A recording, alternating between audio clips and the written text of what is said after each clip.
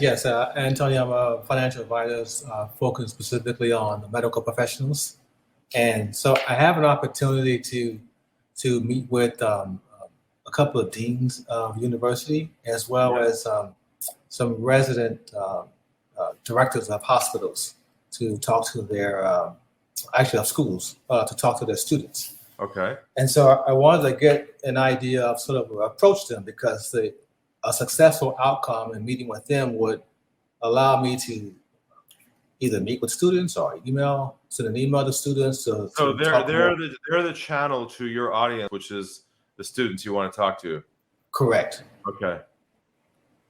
And so, my approach with how I would talk to them, I say, do you how I got their initial input is like, look,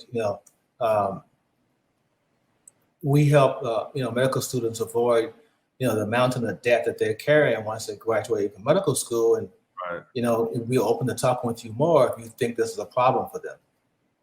And so it resonated, and so now I have an opportunity to talk. And so my question is, when I sit down with them more, rather than going into presentation and demo mode, I want to go more down the iceberg, like you were saying. In today's session, it's like so I just wanted if you could give me a few crumbs to crawl on that would help me for that meeting. So you're meeting with the principal as a next step. Yes. For them to feel comfortable, get to know you, so they can trust you enough to allow you to be in front of the students. Is that right?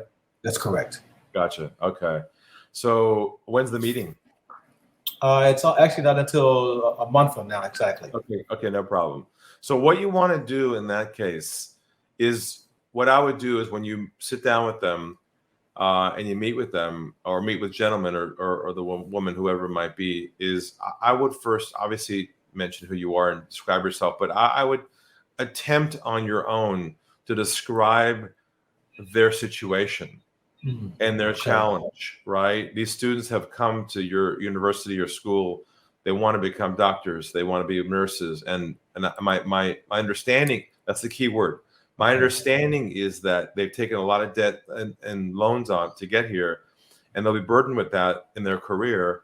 And I was curious if you felt like that was an issue, to what extent that's an issue for them to address early on versus later on when it's too late. Because I have some ideas that might help with that. Does that kind of describe the situation of your students, would you say? So you want them to validate the problem. He has to own the problem first. Okay.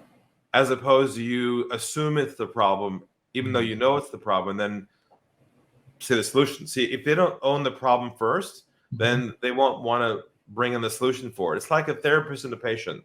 If the patient doesn't own the problem, like, it's a horrible patient to work with, because they won't work with you. So first, have them acknowledge or describe that's the challenge. Okay.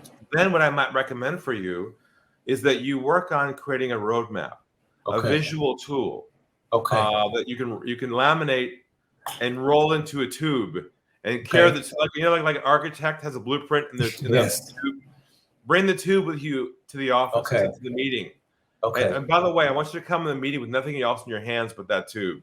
No bag, no PowerPoint, no laptop, hands-free. Because when you walk in hands-free, they say to themselves, wow, where's the stuff? Is they going to sell me something? So just for all of you, if you do face-to-face meetings with people for the first time, walk in with nothing in your hands.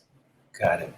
Because that disarms them, makes them feel comfortable with you right away. So in your case, I would bring in a tube with this thing in it called a roadmap, which I teach my clients about. And in that roadmap, what I want you to do is I want you to lay out 4 or 5 kind of bubbles or stages with arrows from left to right that describes what your process is to solve their problem. Just an overall process. Like, it might be stage 1, assessment of their situation. Stage 2 might be analyze the situation. Stage 3 might be, do a plan. Stage 4 might be monitor in progress. Just kind of basically 4 stages, And then I want you to lay it out into a nice graphic, and then walk in there and roll it out in front of him or her and say, if I may, I always ask permission. If I may I walk you through what my process is for how I help students like yours solve this issue. May I show you that? Okay. See how you're always asking permission? Yes, yes. It's amazing how people in sales don't ask permission. They just keep talking. They make assumptions. And Right. that's where you lose the trust right there. By them stepping into the empty space, they're owning the process. Then you open the whole thing up, and you watch his head kind of go up and over like that. It's kind of fun to watch this. And then you walk them through from left to right what your process is, and you say this. You say, "What are your thoughts on the process?" And then you're buying into it. So I'll stop there. Great to see you again, and love the fact you're coming back. See you soon. Love it. Thanks, Ari.